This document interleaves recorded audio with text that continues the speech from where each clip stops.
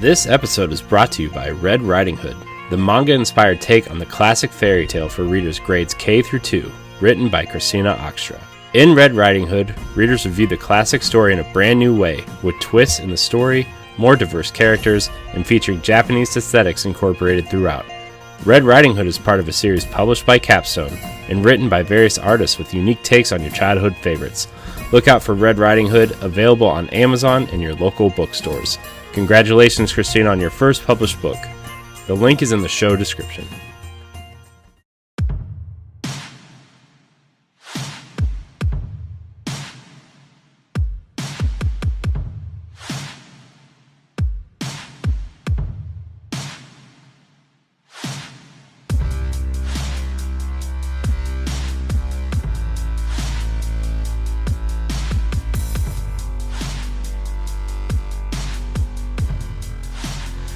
Hello, Guardians. Welcome to Tower Casuals, the Destiny podcast here on Boss Rush Games. I am your host, Corey Deerigan. Alongside me, as always, is the Lore of the Light, Josh Finney.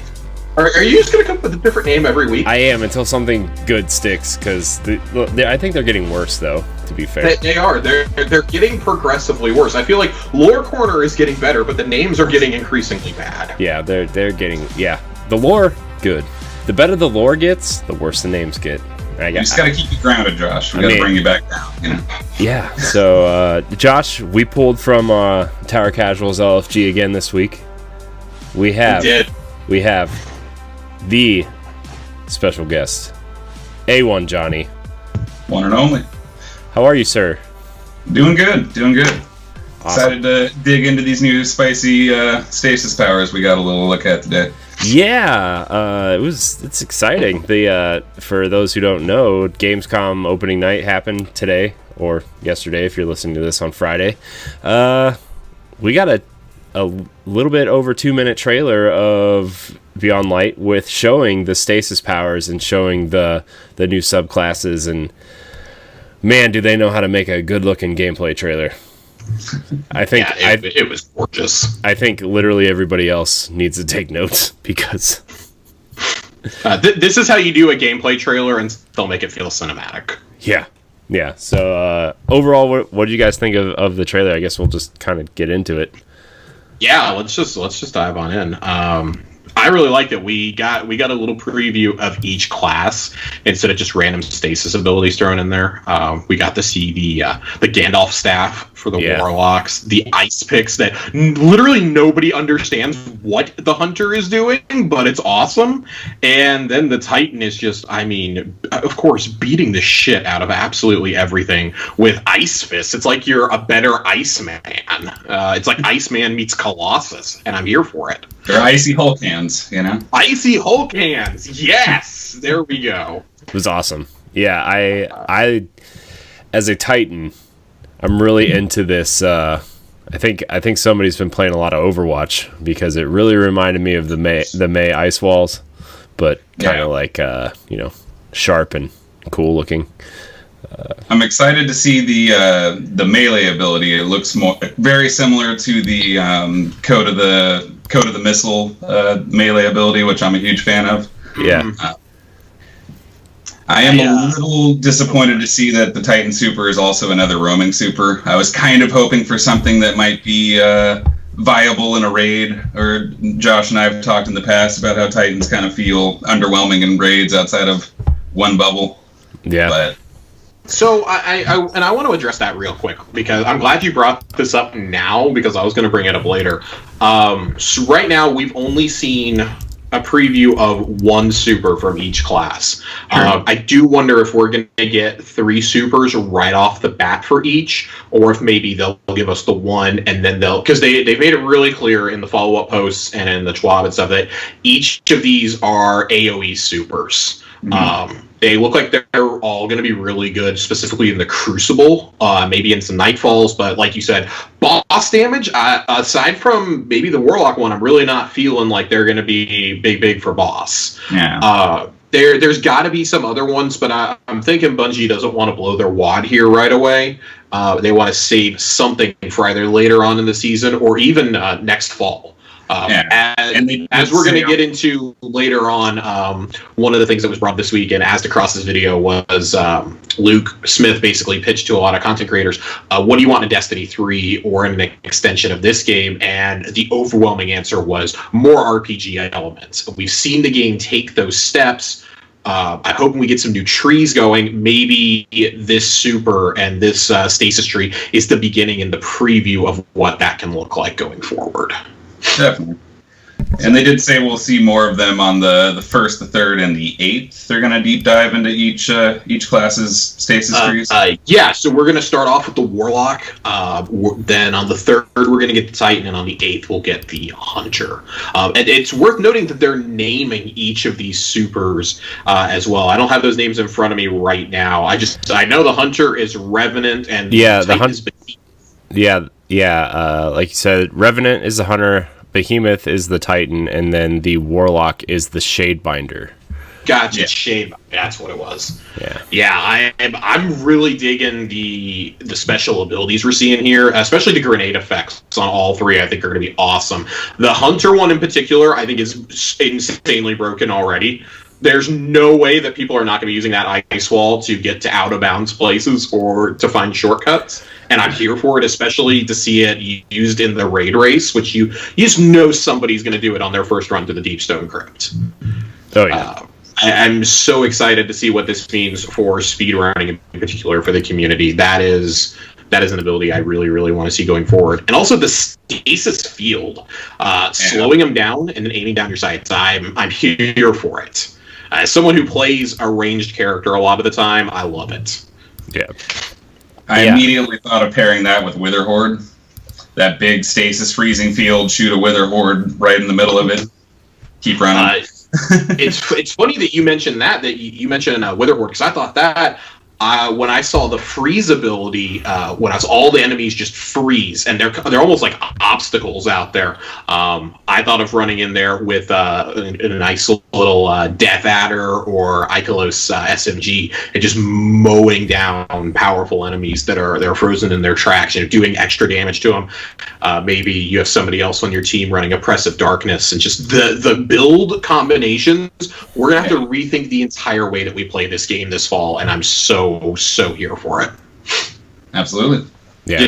That's one of the reasons why we really want to talk to you today, John. You make these wacky builds every season. If anybody makes mention of like, hey, this was really OP in a specific encounter, you sit down and you try to make a build, and then you share it with me, and I try to make a build, and nobody else follows us. We are the only ones who ever do it in our play group.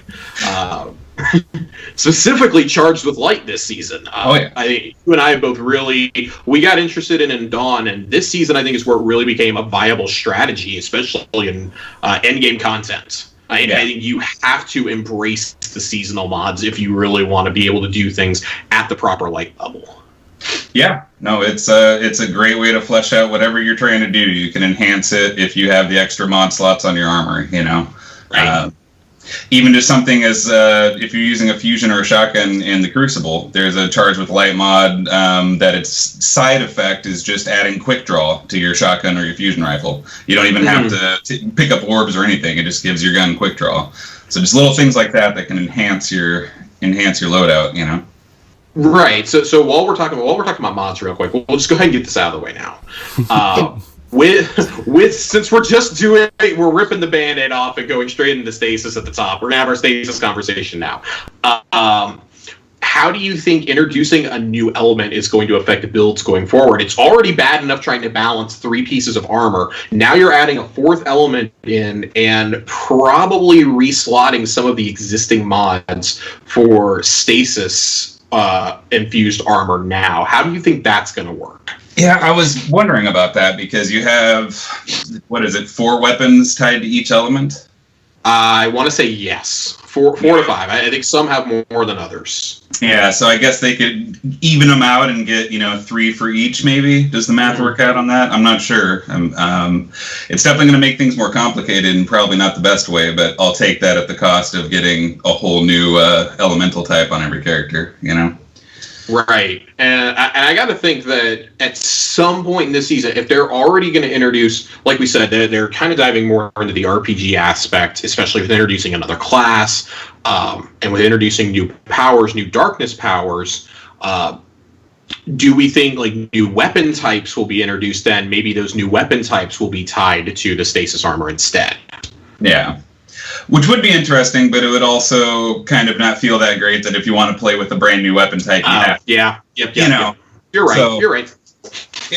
I'm sure Bungie has a plan in place to smooth all that out. I'm sure that was part of it. You know, even things like Hardlight or Borealis, are those going to have 4 activations now? Are they going to add that to that? My assumption is yes, because if they're already thinking ahead. For example, we're going to get into Solstice a lot deeper later on, but the Solstice glows, they've already confirmed if you buy the elemental glows, right now it's just showing Arc, Solar, and Void. It will glow for Stasis when you get that. So I think they're thinking ahead on those. But I also think the ability to switch elements on some of your guns, I think that's going to become more prevalent. Maybe not like every season we're getting a gun, but I think there'll at least be a gun, maybe even a heavy sword this season or this year that you can switch the elements between. That or an underlooked perk that I really like, Osmosis. I could see them adding that to elemental guns. Add that to elemental guns, and now you have like a mini Hardlight, you know, because right now it only rolls on exotic or on kinetic weapons. Excuse me. So if you had it Osmosis on an energy weapon, it could be, say, it's a solar gun, and you're running the Stasis subclass, so it could be solar or Stasis, you know, because match game's about to become a nightmare. Yeah, that was the next thing I was going to get to. Match game it's already bad. Yeah. But now I think I'm actually like almost relishing match game now, because I think instead of just people going with what they're best with, it becomes much more about the teamwork between the three, because somebody is always going to be down an element. I mean, often we are now, but now there's other elements to take into consideration. There's champion mods we have to think about. I know you and I have both been a really big fan of the new weapon perks that have been introduced to the pool this year with Osmosis, especially Vorpal weapon. You and I we want Vorpal on everything if we can. Dynamic Sway has become pretty prevalent this season specifically. We figured out it was a really good perk during Season of the Worthy. It's rolling on SMGs now. I don't have a single weapon in my inventory with Rampage or Kill Clip right now. It feels great, doesn't it? Yeah, it's... But Corey, before we keep rambling and ranting, Stasis thoughts from you. We're just jumping right off the deep end over here. I mean, I was just listening because this is all very fascinating to just hear other people deep dive on this. But from the little bit that we've seen, and you know, Luke Smith kind of diving in on these, and like I'm really excited to talk more about this in the coming weeks once we get, you know, these other deep dives on the different classes and what they're really doing and stuff. But as a Titan, like, you know, like you said, John, I'm kind of sad that it's a roaming super. You know, I'm tired of always being like the bubble guy. You know, I wish there was something. You know, the ice wall adds a little bit of a dynamic, like a little bit of a protection thing too. Like I know it's not really the super, but it's I just kind of feel like it's the ice version of Striker almost at this point. Most definitely. And it looks fun, but, you know, unless they change encounters where raids, you really only build for boss melt, and that's all that matters. You know, if we needed to use roaming super for ad clear, like we did in D2 Year 1, not saying we should go back there, you know, but if there was some utility there other than doing everything you can to melt the boss in one phase, then, you know. Yeah, unless you know that super has like they showed kind of the spreading of the ice that kind of freezes enemies in place. I wonder if that's going to have some sort of you know, I wonder if that's going to have some kind of effect in a future dungeon or the raid or whatever. Like maybe, but other than that, and it could be a general debuff. Yeah, you know. Yeah. So I mean, and while we're talking about Stasis, I think circling back around to this super point, I think that's something that needs to be addressed with the game in general right now. Is when you're building for boss DPS in a raid specifically, outside of Celestial Nighthawk, so like Golden Gun is only viable if you're using Celestial Nighthawk. If you're a hunter, you got to run Nighthawk or you got to run Tether, and more than one Tether, like what's the point? Yeah. Titans, if you have more than one, why do you need more than one bubble? You know, like hammers, sure, you can use them for ad clear, but outside of Melt Point is good. I mean, sometimes outside of like maybe the final encounter in Garden, like what other boss encounter are you really going to need to run hammers in right now? Yeah. So I think that brings up a really good point. You know, like we have a lot of friends who play Warlocks, and they just kind of groan whenever we're like, "Can you all run well for us? So we just have multiple ones and we can chain them." Like, I guess I really want to run Chaos Reach though, and it's like, well, trust me, I'm all here for anime power moves, okay? But in terms of what actually helps us 90% of the time, the wells are going to keep us alive, so we can just kind of keep doing our thing and not have to worry about killing ads. But we talk about supers a lot of times, and I joke about this. I forget to use my super a lot in boss fights because I'm so used to not having to use it or it being next to useless that I'm just like, well, I'm going to dump all my heavy. Like, I'm just going to xenophage this guy to death and see what happens. And sure enough, there we go, 2.2 million. Like, I don't know what everybody else is doing, but the hunter has become the tank, and that should never be the case. Our Titans should be able to deal some insane damage from long distances. I don't understand that. I love the Superman Yeet. I like the bubble. I like the Striker Titan. I like the Captain America shield. We need to give y'all a precision super, though, that you can shoot from far away and not have to sacrifice yourself to use. Yeah, which jump like in the air and chuck the big two-handed hammer. You know what Dude, I mean? if you could jump up in the air Dawnblade style and just hurl that thing, I'm imagining hurling it at Argos right now, and it's glorious. I'm imagining just like this hammer dick like sticking out of his eye, and it's great. Saladin is applauding you from the tower right now. He's watching it on a TV, his feet up, a banana daiquiri in hand. He's loving it.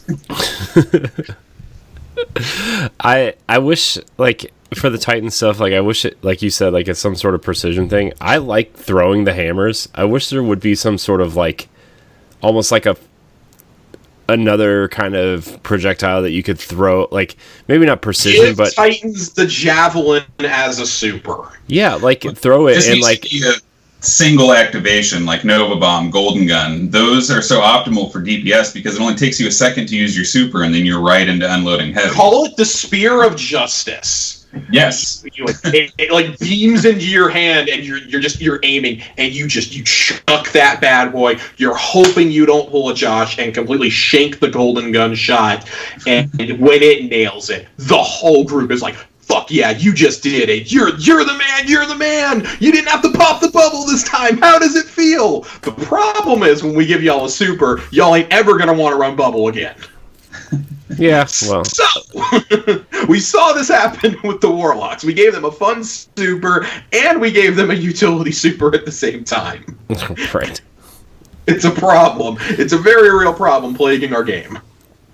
I mean, I just, you know, when we go into raids, I'm just, well, I guess I'm running Sentinel Titan. I guess I'll throw in my Helm of Saint 14. Don't get me wrong, my favorite helmet. My absolute favorite memory of playing with you, Corey, is when we did Scourge of the Past for the first time, and we had 4 Titans in that group. Yeah, we did. There were 4 bubble Titans in that group. And one was just like, one of the guys was like, can I just throw hammers instead? I'm like, you know what, buddy? Sure. We're in Insurrection Prime. You can do whatever you want to. I really don't care. Just stand on your cat point. That's all you got to do. Just throw those hammers. Throw those hammers to your heart's content. I'm okay with it. Man, I want to. Man, 4 bubbles. I want to raid again so bad. Like, every time I get on, I'm like, I just feel like I don't have enough time. I miss raiding. Like, I really do. I miss raiding a whole But, lot. Corey, I'm going to go ahead and do a horrible segue here. You know, when you're raiding, though, you have to build your LFG. You have to make an LFG post. And we have a member of our LFG here. John, we have some questions for you tonight. Uh-oh. Get to know our Guardians. We're gonna get to know our LFG. That was quite a road trip to get to that segue. That was a road trip to get there. It's a little whiplash, but we're here. We're going. But, Josh, did you include a sandwich question? Did you include the sandwich question? It's okay. My bourbon is safe. Did you include a sandwich question? I swear to God, there is a sandwich question on here. I did write a sandwich question. So we have John joining us tonight. We gotta think of catchy nicknames for all of y'all coming on here. John, our Vanguard commander of the tower, the champion of the Crucible, the champion of the Crucible. There we go. So he's like Shaxx. Yeah, he is. The Drifter's Dredgen. Whatever you pick one that you like, and that's what your title will be going forward. But one of the questions we like to ask everybody who comes on here, of course, is what is your connection to the Destiny franchise? How did you get into the game? How did you get started? Are you one of those guys who runs around spamming Cosmos mentions saying, I am a D1 alpha player and I play 300 hours a week and this game just does not have enough content in it? Are you one of those guys or not? That's basically what we're asking here. I am not, even though I am a D1 beta veteran. I didn't play the alpha. Get out. It's fired. I know, I'm trash. I get it. I had to save up money for the PS4. I didn't get it on launch, all right? I got you. But I was Halo meant a lot to me. Halo got me through high school, and so naturally, like a lot of us, I followed Bungie to their next big thing, especially after they left Microsoft.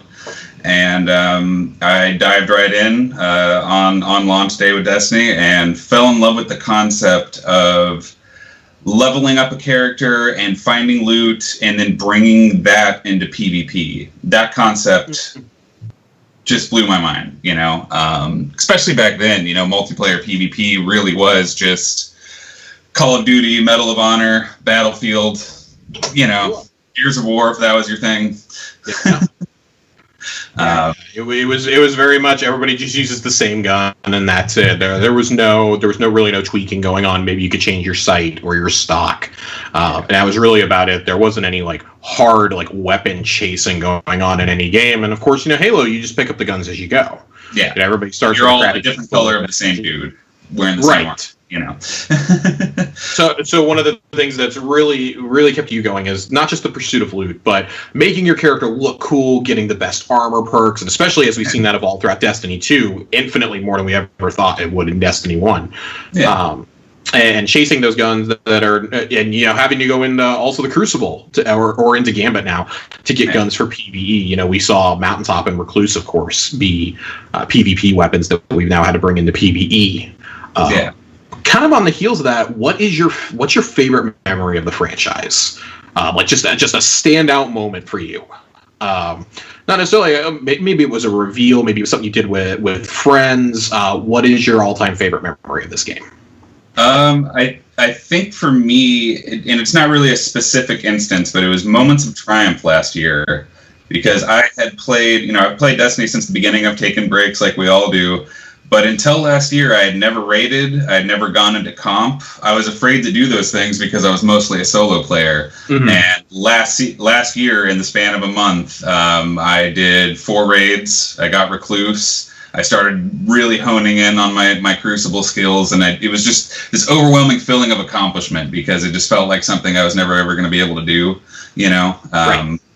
So actually completing the 2019 Moments of Triumph in the span of a month and a half, I think, is when I started it, was just a huge moment for me. It felt like this huge mountain I had climbed, not to steal from Luke's talking points.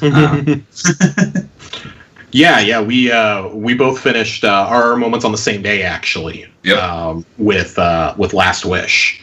So that was a really cool moment. So on top of that, I guess kind of segueing in, your all-time favorite activity across either game. What is your favorite?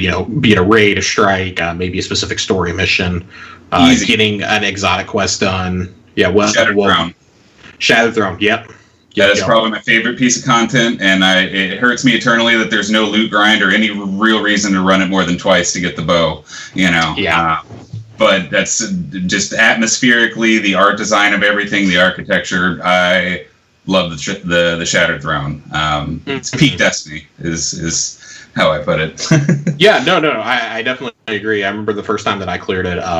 I was talking to my buddy Matt. We were both on chat together, and we both agreed. We're like, this is one of the steps the franchise needed to take. You need endgame PvE that isn't necessarily as brutal as... Because at that time, Nightfalls were still really brutal. And of course, now they have ordeals. But that you can complete with a smaller group than a raid and still feel a sense of accomplishment. I do think with Pit of Heresy, and especially with Prophecy, they've addressed the loot concerns a lot more. Oh, yeah. The powerful drops and whatnot. I really wish they would just retroactively go back and, man, throw me a bone. Give me the Taken armor, man. Give me the Taken armor and the Shattered Throne. Like, it's not going away anytime soon, as we'll talk about tonight with Savathun. Yeah. Give me some of that. So, if you could pick any weapon from the Destiny universe and bring it into real life for whatever reason, what would it be and why? Prometheus lens. Why? I need to hear the rationale here. Okay, so if I could pull anything from the game to actually wield in real life, I'm not going to pick a sword. I'm not going to pick a gun. Like Thorn would be cool, but how is that going to be much? I would just get shot down. If I'm going out to war with a gun in real life, Prometheus lens is going to be melting through tanks. There's going to be a huge bubble just growing and growing. It just feels more like a fantasy weapon. I lean towards the sci-fi weaponry more than just, hey, here's a gun. For sure. The more fantastical elements. Yeah. Okay. If you could hang out with one NPC that is in the Destiny universe, and go do any activity with them, who would it be and why? Oh God, I would love to go into Trials with Saint. Trials with Saint, just so he can narrate the match in your ear, screaming at you. That would be awesome. You'd always have the bubble for the res. He's got no limits. I started an anime earlier this week. I started My Hero Academia, and I was trying to figure out where the hero All Might, what he reminded me of, and just the way he talks about justice and how over the top he is with encouraging and yelling at the students in the series reminds me so much of Saint in Trials. Oh, you made that look easy! They never saw it coming! Him and Shaxx would fit in that universe so perfectly. Salad, on the other hand, would be no. Congratulations, you did your job. Good job. The other two are, fanboying over you, though. I love it. I love it. If Zavala made a cocktail, what would he make? And would he enjoy it? What kind of cocktail man do you think that Zavala is? We had this debate last week, but I need your input. I think my man there on the tower, I think he drinks martinis dry. You think Zavala drinks a dry martini? Yes. Just that little bit of that subtle fancy. It's simple. There's nothing, it's just vermouth and booze. And it's... See, I envision him more as a gin and tonic man. Something simple and classic. This was just an absolutely great conversation we had last week with Willow. As to what each person drinks. Personally, I think Raul partakes in Shirley Temples. He doesn't partake in the worldly alcohol. And I mean, you know, Tess is doing tequila shots behind the Eververse counter. You just know it. No, I think Tess is drinking virgin drinks and getting people's money while they're wasted. You know what I mean? Dude, she's a hustler. Have you seen that Iron Banner finisher? She's a hustler. She's going to be there doing shots of water, waiting for everyone to get drunk and walking away with everyone's money, Plot twist, Tess Everest is Luke Smith IRL. That's right, you heard it here on the Tower Casuals first. Wow. No. One final question for you. Because we can't seem to get through an episode of this stupid show without talking about sandwiches. If the Drifter had an order at a sandwich joint, what would it be? What's on it? Is my man like you got to pile every kind of meat on there, or is he a little bit on the leaner side? Does he like the wraps? What kind of sandwich does a drifter get? What's his wrap order? sounds really good right now, actually. I'm like really hungry, by the way. God, An Earl of Sandwich would be awesome right now. Pulled pork with cheddar and jalapenos. so he's got to get the carbs. He's got to get the spiciness. But pulled pork, man, we got a ghost named pulled pork. We can't just name a sandwich after that. Oh, he would make a joke about it every time he ordered it, even though he orders the same thing every week. You know the drifter would be in there. Like, do you think he just like stares Aldrin down and like deliberately walks by him with his order in the tower cafeteria? Like, do you think that's happening? Do you think he just like transmats to old Russia and goes and finds him in the shipping container? He's like, oh, guess what I got for lunch today? He's fucking with Aldrin for sure. He's probably the only one on the tower who's interacted with Aldrin since he was risen. Oh, he 100% knows where this man is, has given him a gun, has given him a ship. He has given this dude everything, and Aldrin's probably just like, dude, who the fuck are you? Like, leave me alone. You keep making jokes about my ghost and naming sandwiches after him. We can't do it. So, John, what would the Drifter's sandwich be called? Oh, man. With jalapenos and like what cheese on there? Like, is it like nacho cheese? Is it cheddar? Cheddar melted. Melted cheddar. By the jalapenos in there. I'm gonna say the old world armadillo. The old world armadillo. The Dark Age armadillo. There we go. Earl Sandwich social accounts. We know you're listening. Please make this a sandwich for Corey and I. I'll order it. Please. Please. But John, thank you for joining us for our Tower Casuals LFG segment, of course, and look forward to many more of our friends joining us over the coming weeks as we highlight some of our favorite players and content creators that we associate with.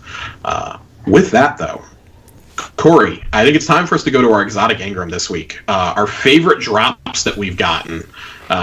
John, we'll waive the last week rule for you. Your favorite drop in the last few weeks will be suitable. That'll be totally fine. If you want to go ahead and lead us off with that, I have a feeling I know what gun you're talking about, but go ahead. Okay.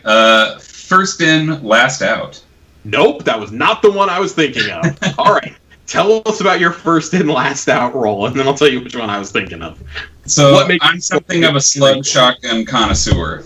I absolutely love Chaperone, Blasphemer, good bone structure, and this in a post-sunsetting world is something that I'll be able to take forward as good bone structure and Blasphemer are on the way out. I got a roll with Slide Shot, Eye of the Storm, Hammerforged Rifling, and Range Masterwork. And I have been absolutely slaying with that thing for the past 2 weeks, pairing it with Vigilance Wing, of all things. Okay. So give us the rundown for people who might not know. Give us the rundown on Eye of the Storm. What the perk is, what doesn't, why is it particularly good on a slug shotty?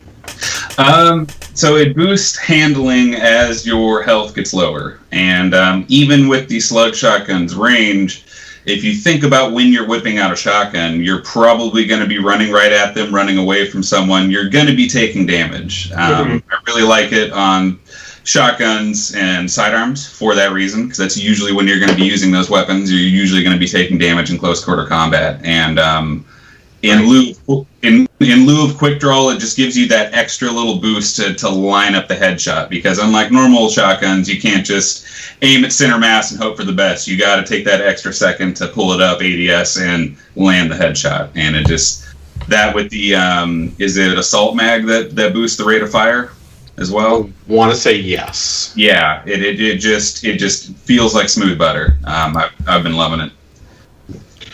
Ba-da-ba-ba-ba. And with Slide Shot and the perk on the Code of the Missile subtree, where you auto reload when sliding over ammo and get a damage boost. So it's just kind of all works together. I'm constantly sliding because Code of the Missile is all I run in the Crucible, anyways. I can confirm this. I have been thwarted from getting extra special ammo many a time in trials. I'm sitting here trying to stockpile an extra Jotun shot or two, and John's like, nope! He's just sliding in front of me. Yeah, the amount of times that I've lost special ammo to this man. He's not even using the slidey pants. The slidey Corey, pants. Yes, the Entei swords. I don't know if you heard about how bad it was at the beginning of Trials, Corey, but everyone suddenly figured out these were really good pants to wear on Titans. You slide and somebody is shooting at you, it'll shoot the projectile back at them. So they were using it. Super energy. Yeah, for everybody that was throwing a super or who was shooting a fusion, aka me, at an enemy, they would slide and it would get bounced back, and you just hear fuck, fuck, fuck coming from the microphone because you just knew it had happened to somebody. Just the Titans sliding everywhere. It was a nightmare. It was terrible. Thankfully, they nerfed it a tiny little bit. They tweaked it just enough to where people are not running it relentlessly anymore. That's awesome. It sounds like pants I need to wear. You know what? You may very well need to. Did you by chance get them in your drop this week, Corey? No, I did not. I didn't really get anything too exciting. I got these gauntlets called Ursa Furiosa, which is I mean Sentinel gauntlets for the shield, whatever. They're fine, right? I think they came Forsaken, one of those seasons. Yeah, it came with Forsaken with that super. Guess what? I love that. They're fine. They're fine. They went straight into my vault. So if the middle tree ever gets buffed, they're amazing because you will get almost half your super back just for blocking damage off of that thing. Jeez. Yeah, but unfortunately, back in the day, you could stand in front of a well and double stack the damage boost from the well and from guarding, but they ended that, so now they're basically useless, unfortunately. Yeah, well, it seems to be like about half of the class exotics in this game. They're useless. I mean, let me tell you. Okay, I get exotics after they're good. Okay, that's kind of my thing.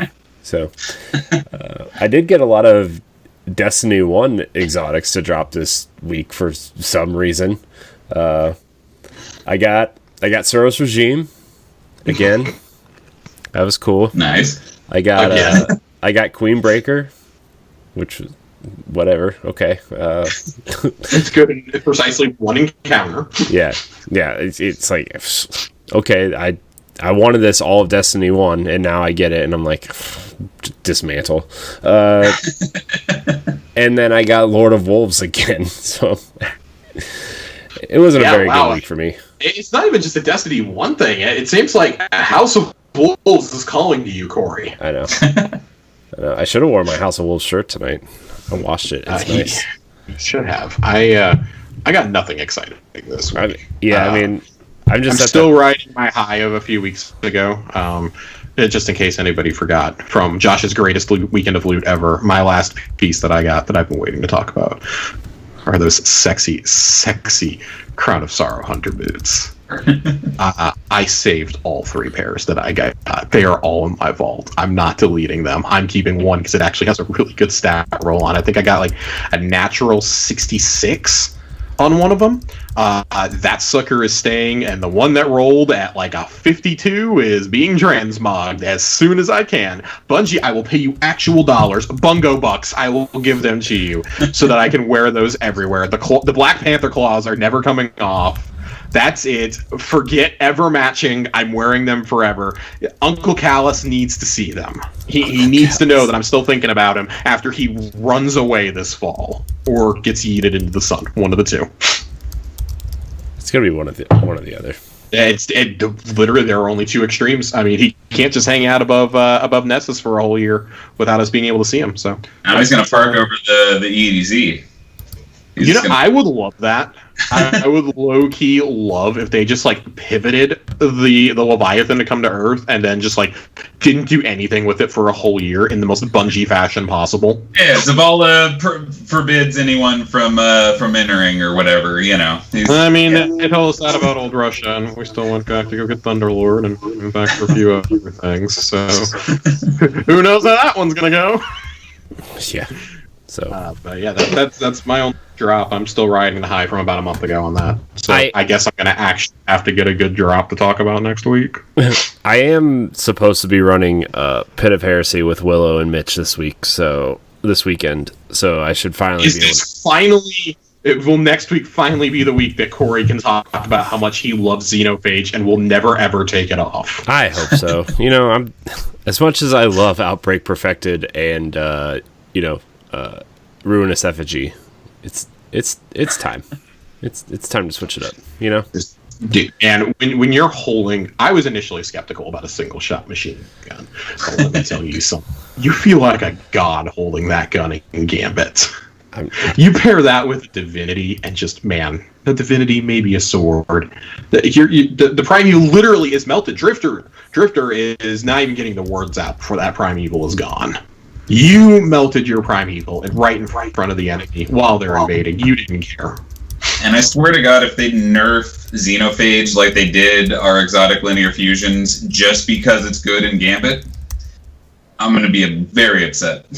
Well, get ready to be very upset, because I guarantee you it's happening in the fall. Xenophage is so OP in Gambit! Mm-hmm. Okay. I never got to use Sleeper Stimulant when it was good. I never got it in D1, and I didn't get it in D2 until after it got nerfed into the ground. And it just makes me sad inside. I earned it the day that it got nerfed. It died for Gambit sins, and I'm not okay with it. I'm okay with a lot of things with Gambit, but that's a whole other topic. It's like everybody who got Galahorn like 3 weeks in Destiny 1 before they nerfed the crap out of it. I love that it's a day that the subreddit celebrates every year now, Galahorn Day. Yeah. And Bungie is all in on it, and they just allow shitposts like crazy for 24 hours. It's fantastic. People make fun of the mods, they make fun of the community managers. It's fantastic. I love Galahorn Day. That was truly a moment in this community. I think that was the first moment where it was like, you had to be there to understand why people went nuts. Yeah. Everyone ran to Xur that day. There was just they formed a very orderly line where Xur was in my game in the tower. They just formed the line. They waited for the person in front of them to get done. Nobody skipped the line. It was fantastic. It was hilarious. We were all waiting for it for so long, and I'm just standing there cheering everyone on. I got this in week 3, but I'm glad you guys finally got it a year later. I got permanent invites to LFGs because of this gun. It's great. I mean, I pulled it out of the chest at Prison of Elders, so I was all right with it. So. I will always and forever love. Oh God, it was the Fallen Strike on Venus, the House of Winter one. Oh yeah, a self Prison of Elders. I will always remember hiding underneath the platform in the upper left-hand corner of the arena, or upper right of the arena, if you're facing towards the boss. Hiding under there, because that was the only safe spot in week 3 or 4 to hide from it. Galahorn drops. None of us knew how good it was at the time. It would not become apparent until Crota. And one of the guys was like, ugh. An exotic rocket launcher? Why would you waste an exotic on that? I was like, hey, Wolfpack round sounds kind of dope. It looks so cool when you fire it. I'm keeping this. And lo and behold, from then on, LFGs wanted us because I had the Galahorn. It's fantastic. That is my favorite memory. Permanent LFG invites. But oh man, good times, everybody. Good times. So instead of doing our raid report this week, we are still doing it, but none of us did any sort of endgame activity this week that's new. So we're going to use this opportunity to talk about Solstice, which we meant to do last week with Willow.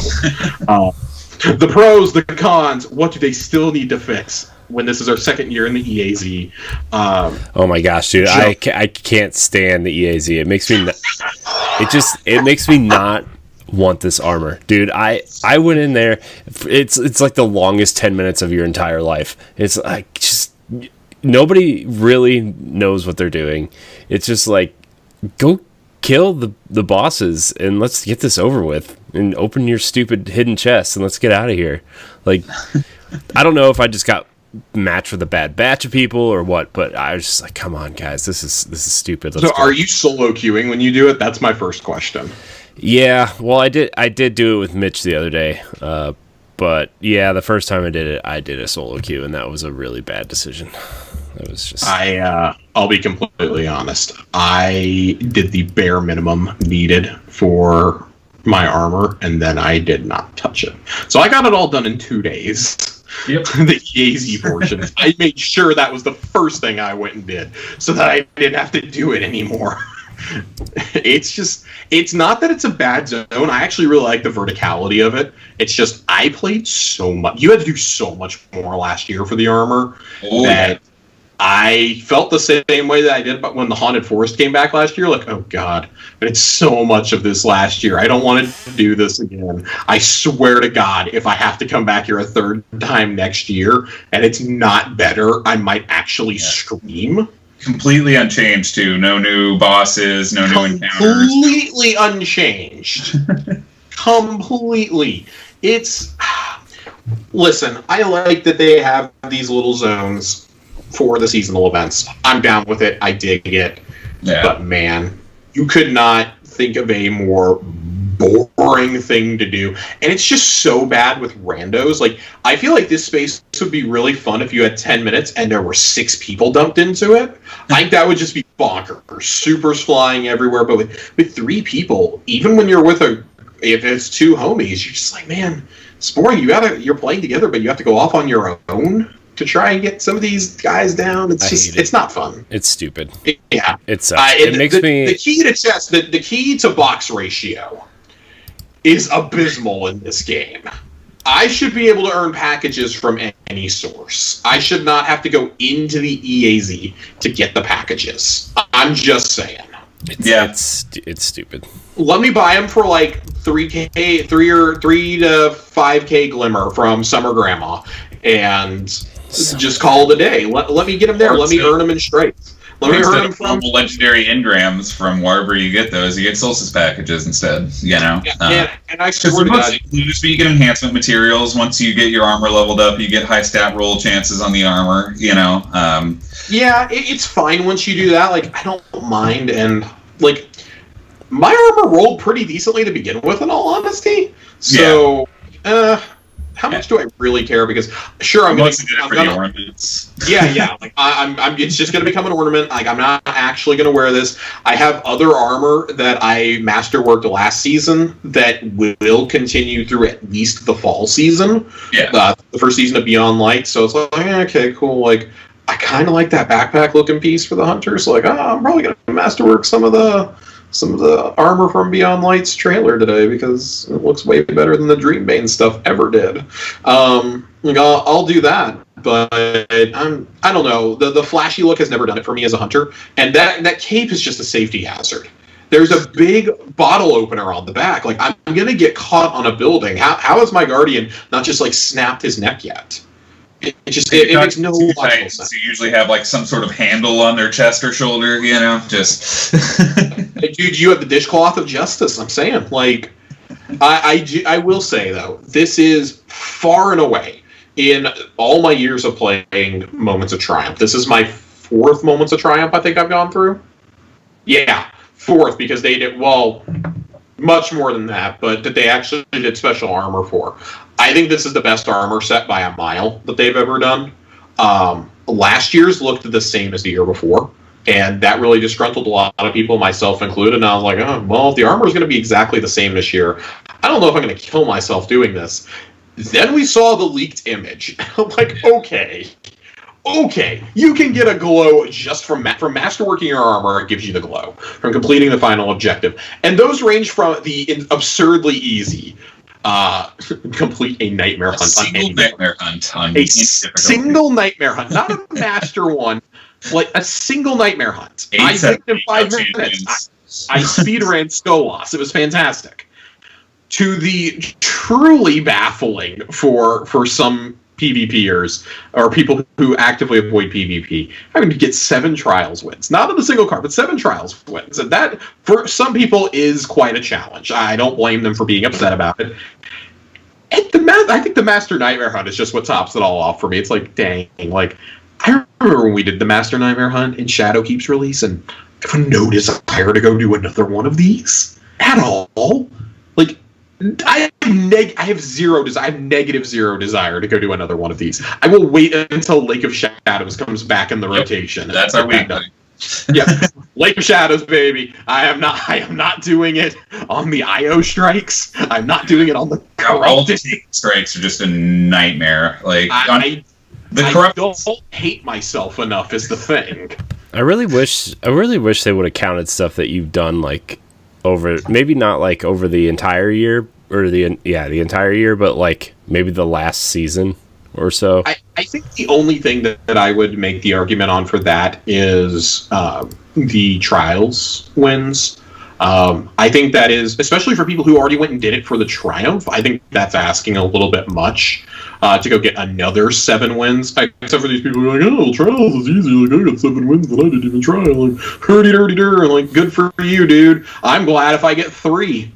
Hell, I'm glad to get the weekly bounty done for the loot drop at this point. I will cheese my way to this. I will lose my way to Summoner once again if I have to. Yeah. A small thing that I wish they would have changed between last year's event and this one is I think the bonus that you get for using the subclass of the day is really cool. The elemental effect that you get from picking up 30 elemental orbs. But they always seem to go off after you clear all the enemies, run through the dead bodies, and then you're just running for the next 2 minutes in a strike, and you're sitting there exploding with fire with nothing around. If that had an activation, once you had 30, it would be so much more useful, because you almost always fill that off at the end of an engagement, So something I'd like to see instead of the orb collecting next year is do it similar to how they did. John, I think this happened right before you got back into the game last year, the Revelry, and it just like super powered your solar abilities for like 2 weeks. What if on each day, instead of having to pick up, or you still pick up orbs, but instead of that triggering it, you automatically have like a solar arc or void buff on you. Like if you're using those weapons through those subclasses, you're doing more damage. Yeah. Like I just like even if it's the strike modifier, like take the strike modifier, maybe slap another like 12 to 15% on it. I think that would incentivize some people who are afraid of doing raids or doing trials, like into like, hey, you actually have an advantage. You can go do this. You have a better chance statistically at completing this activity. Because I remember a lot of people that I knew went and did all the raids they hadn't done yet during the Revelry. They just all ran Solar Supers. Like 4 Celestial Nighthawks were taking down Insurrection Prime because of the buff. Wow. That's part of why it didn't come back, because the event was so broken. But figure out a way to modify that, and I think that would just be really, really cool. You gotta find a bet, like auto collect the orbs so we don't have to run through them. Yeah, I can't. The amount of times I've thrown myself off a cliff trying to get 4 or 5 orbs that are rolling off. Like my body sacrifices for those orbs. It better count. Just, I think I'm a little over it. But the question that I know Willow was wanting to address this last week, and I want to pose it to both of you guys. What do you guys feel about the way that the Eververse is going with this particular seasonal event? We all know what they said back in the TWAB earlier this year, that this is going to be reduced.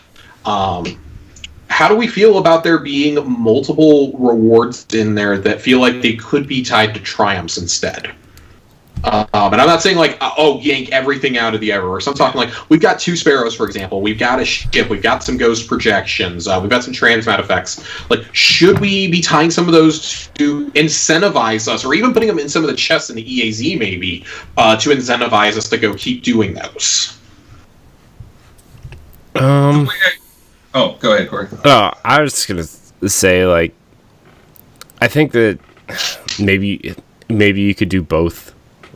Like people who want to grind them out can go grind them out, but people who just want to buy them and don't have the time and have deep pockets can just be like, oh, I'm going to buy some silver, or I have enough bright dust to get some things. Like I think there's a way that you could balance it and do both, but then that argues the question of like, oh, it's pay to win sometimes, and you're like, no, it's just cosmetic stuff, and You know, maybe an If your ornament Sparrow here. is helping you win, then we need to look at what you're Hey, actually. Sparrow Racing is not a League. thing. So, It could come back. You don't know.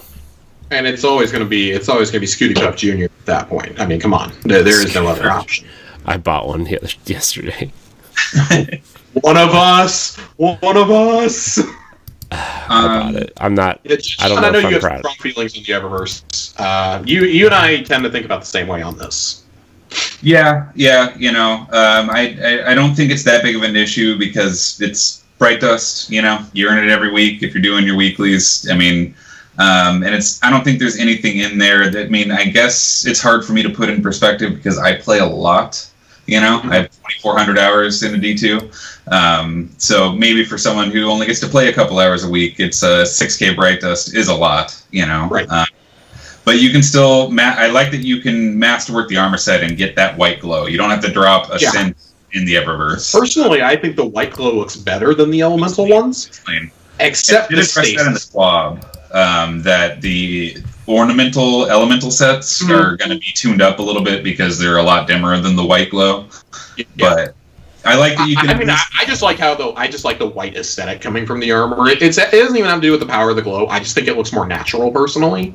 Okay. I think that's why I like it. I do really like the stasis glow, though. So I was inclined to maybe fork out for the glow, but I don't know if I want. Again, then it comes down to, well, do I want to drop the 6K Bright Dust or the 1,500 silver? And I think when it's something like an armor glow or like the cowboy hat ghost, the silly sparrow, the beach ball transmats, like things like that, I think that's for a summer event. Like that is something that you put in the Eververse, right? I don't need to go earn a ghost that wears a tennis visor for doing runs in the EAZ.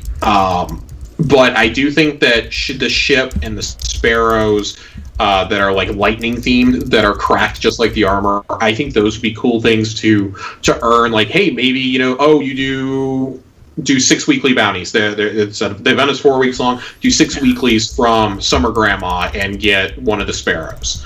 Complete 15 more runs to the EAZ and get the ship. 2,000 elements more, get through the trans, something like that. Like, I think things that are actually themed, like armor themed to it. And we've had this discussion, and this is something that Luke says they are addressing. This stuff was already planned in advance, so they couldn't go yanking it out, to our knowledge. I think Dan even addressed it, but That's exactly why I don't want to rake them over the coals about it, because they had already addressed that. It's a free event right before our new big expansion where they said they're reworking some of these systems. Oh, so. I'm not raking them over the coals or anything. I think that I do think there are some valid. There are still some valid critiques, even with some of the things they've said in the past. I do think, for example, I think 6K Bright Dust is a little bit steep. Now that it's a universal ornament and you're not having to buy it for each character, it's not as bad. Yeah. But I do, and that's a whole other conversation about Eververse pricing and how that needs to be modified. It's disproportionate for certain things depending on what you're getting. But yeah, I think it's in an okay place. Like the emotes are fun. The only thing that I would be like, why is this dropping during a summer event? Is the Iron Banner finisher? Yeah. I'd like to see that. So riddle me this: what if that would have been a season-long Iron Banner questline reward instead of a pinnacle weapon or something? They gave us that finisher. Rank up Salad Man enough, and you get the Iron Banner finisher. Rank up Salad Man enough. Do the quest. Similar to Point of the Stag. Do a quest like that. Do something that can't be done in just like a day. Like you actually got to kind of work at this. I think that would be a really cool reward. Like you were dedicated enough to go get this, instead of just giving us a reskin of another ship or a crappy ornament we're never going to use. Give me a finisher, man. I'd love to. I would 100% grind out for an awesome finisher like that in the game. Give me an Emperor Palpatine finisher where I shoot lightning from my fingertips. Give me that for this summer event. That would have been slamming someone with a volleyball or something stupid. That would be hilarious. I'd 100% buy a beach ball finisher, dude. I'd be here for it. They have that beach ball transmat thing. Yeah. Why not? I don't want to I will. I'm just saying the beach ball's already in the game. Just I 100% got the lightning entrance because I think it just looks so cool. And I threw it on my warlock so that I look like Storm when I spawn in. I couldn't help myself. Where's our Destiny Marvel crossover event where we can just be Storm and Wolverine? No, because then the hunters have to be Hawkeye. Come on, man. It's not my fault you chose a hunter. As long as I can be Daredevil or like Bullseye, then I'm okay with it. But guys, do we have any more thoughts on the Solstice event as a whole? Any positive or less positive topics that we want to bring up in relation to this? I feel it's kind of the same song and dance every year at this point. Yeah. Kind of everything that's been said is going to be said. We just haven't had a Solstice discussion yet. I do want to throw out one thing that I absolutely love, one thing they did change. The bonus progression on your second and third sets is a godsend. Yes. I did 2 sets last year, and I could not force myself to do a third. This year, but I did my hunter in a session and a half with that ×3 modifier. Yeah, I'll be honest, I'm probably going to do it on at least my Warlock now. I might even do it on my Titan just because, man, as Universal Ornaments, those are just so awesome. Yeah. I need those. I absolutely need those.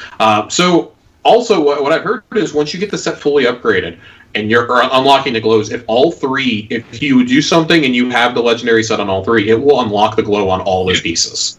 Yep. You only need to do it on one character. You just need to have the Majestic set on all your other characters first. And wish I wouldn't have done that Nightmare Hunt already. I'm kidding. If I had done the 7 trials wins and not realized that, I think I would have just cried. You liked it. You liked it.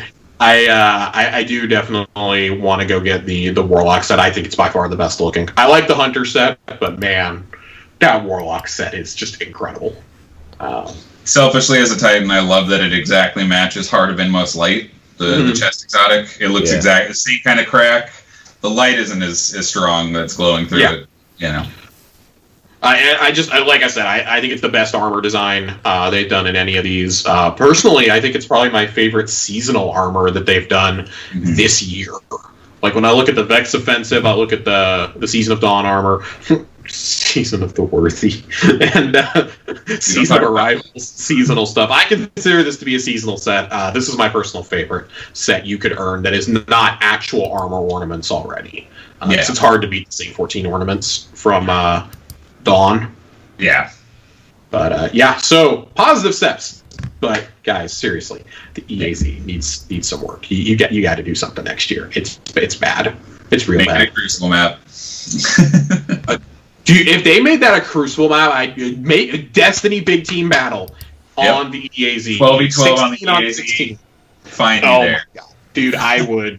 Man, that is the Pharaoh's active, the whole thing. That is the stuff of dreams, I think. That is something I would love to see. I'd like to see Combined Arms come back, just as an aside. I was, again, one of a handful of people who actually enjoyed that mode in Destiny 1.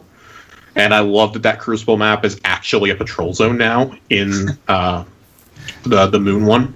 Yeah. So I really man. I remember that from the Destiny 1 beta. That you're talking about the one with the huge vehicle, right, that you could drive around?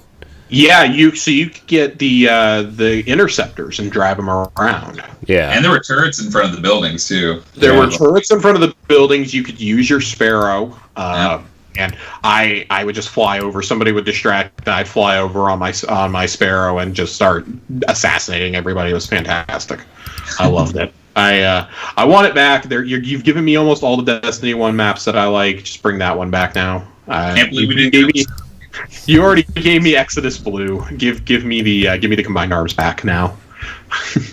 Myth Cauldron Trials on that map right now. Oof. But we do have one more piece of news. I'm gonna try to speed this up just a little bit. We're starting to go a little long on time. No, that's not true. So a couple days ago, by the time y'all are listening to this, it'll have been a few days. But prominent Destiny content creator Astacross put out someone that John and I both love watching and listening to. Always has some of the most fun builds that we're excited to go try. He made a video talking about the Destiny content vault. And and kind of like the real reason why it exists. I've got an article that Paul Tassi wrote up about it, just so I don't have to try and ad-lib this necessarily. But the theory that we've all been operating on is that it was to save space, it was to reduce the file size, this stuff's been around for years, and that's how it's kind of been presented. I know John and I, and Corey, you and I have also talked about this. We've always kind of felt there was something else to it. I have been a very staunch believer, even before they announced the Vault, that Destiny 1's zones and raids would eventually be brought forward. And especially with the Cosmodrome announcement, that's coming true now. He specifically talks in his video about having an 8-hour meeting with Luke Smith, some senior designers, and some other prominent content creators. I'm not going to speculate on who was there, but you can kind of draw your own conclusions for who may or may not have been there. I was there. Yes, Corey was there representing the Tower Casuals before it was even a show. Yeah. It definitely sounds like an NDA was broken here. So I just want to get that out of the way real quick. But he basically asked them for their feelings on a Destiny 3. The group was listing off things like they wanted the RPG aspects like we talked about earlier, bigger patrol areas, and Luke essentially says all of this is possible. We don't have to do a Destiny 3. We can refresh Destiny 2. And explain the philosophy of the content vault to them. So basically the idea is they're going to take the zones out, they're going to rework them and retool them to better support almost a new game engine. Basically, and he essentially alluded to next fall 2021 is when we're going to sunset the soon-to-be legacy consoles that we're playing on, Xbox One and PS4. This is not surprising. The engine for Destiny 2, as we've covered ad nauseum, is old. It is so riddled with bugs. Something that we've heard the phrase before from Luke himself is spaghetti code. That it is just so garbled, and that's why it takes so long to make some of these changes, or why it's just randomly guns will just break the game out of nowhere. Guns that have been here forever. I know the joke is it's always Telesto's fault. Telesto is deleting the game for us. I hate Telesto. Oh my gosh! If I get another Telesto this year, I'm gonna delete Destiny forever and then re-download it because I won't be that angry. Because you're a glutton for punishment. I hate Telesto, dude. Every time, it's like, oh, you got an exotic engram. Kind of coming away from this, I think we were all on the same page seeing this as, okay, this content it's going away and it'll probably be gone for the whole year, but it may be back as soon as next fall. Because I actually think next fall, even if you have the next-gen version installed, I think you're going to have to download a new client, re-download the game with the new engine in it. I think they've secretly been patching things behind the scenes. We've seen a lot more server-side fixes being able to happen where they don't have to throw things into a hot fix for Microsoft and Sony to approve. They're just able to flip a switch, and there it goes. I think that's a lot of the goal here, is to be able just to do things on their side, and they can't currently do that in the engine. With little modifications they've done, we know when they pulled it down last year, they made some changes that allowed them to make server-side changes better. The game has never really been down for more than 24 hours at a time, though. The first time that even happened was with the mitigation from Battle.net to Steam. We had it down for chunks of time that summer. Yeah. So, taking away from this, the content's probably going to come back sooner than we think, and I really want to focus on this one before we open it up for all of us to talk about. Is that Beyond Light is a test of what a Destiny zone should be. No one quite knows what he's talking about, but the idea is that the size and scale of Europa and the Cosmodrome should give an indication of what they're aiming to achieve with these zones in the future. With even rebuilt ones or revamped ones from Destiny 1. I think it's great. They're giving us a new zone, and they're giving us the classic starting area from Destiny 1 reimagined. How are these going to look? Is the Cosmodrome going to also include the Plague Lands? Is that possible? Or is it just classic Cosmodrome with some expansions made to it? What all are we going to do here? Because there's just so many possibilities. Are the Plaguelands the Siva stuff from Rise of Iron? Yes. Okay. Yes. Yeah, the snowy area. Yeah, that's what I thought. We always just said, Siva, And Siva parts of Drome. it overlapped with like the divide and the wall and whatnot in Destiny 1. So it's like, okay, are we I mean, the Sepix Prime area overlaps with it. Like, are we gonna do this? Like, I think you kind of have to, because that canonically happens after the initial D1 events. Yeah. So I was just and that's why that was the story reason given for why we did not go back there this game so far, is because of All Out War quarantined. yeah, we just always called it the Siva Drome. I love that. But I want to open up to you guys. What do y'all think about this? Is this as big of a deal as it's being made? What does this kind of mean for the future of PvE? Really, PvP is not as affected. Like, sure, we're rotating out maps and whatnot. What does this mean for PvE going forward? Because we are losing 5 raids at the same time. Like, this should serve as some sort of assurance that those are coming back. Yeah. Yeah, well, that's why they phrased it the way that they did, that it's going into the content vault like the Disney vault. It's not being deleted from the game, It's, right. The amount of misconceptions I've seen around this, though, is just baffling. Yeah. Because I think this is something that a game's never really done before. Like, oh, we're going to take content out, but don't worry, we're going to bring it back to you eventually. We're going to make it better behind the scenes. And they've done something similar in other games. WoW blew up a lot of things in the Cataclysm. Oh, yeah, I forgot about that. Yeah. But they brought them back changed afterwards. Fortnite literally blew up their entire game and then brought it back under a new engine 24 hours later, I think this is the concession we have to make if we're not going to abandon D2 entirely to jump into a sequel. If